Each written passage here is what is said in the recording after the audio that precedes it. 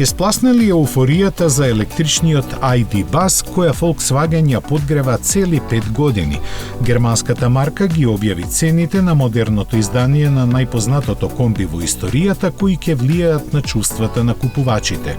Тие во Германија ќе стартуваат од скоро 65.000 евра за патничката верзија, додека доставната ќе биде за 10.000 евра поевтина.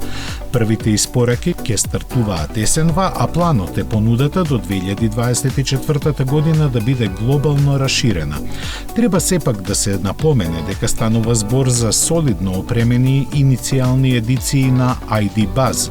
Електромоторот од 204 конски сили ќе се напојува од батерии со капацитет од 77 киловат-часа, кои ќе поддржуваат полначи од 170 киловати.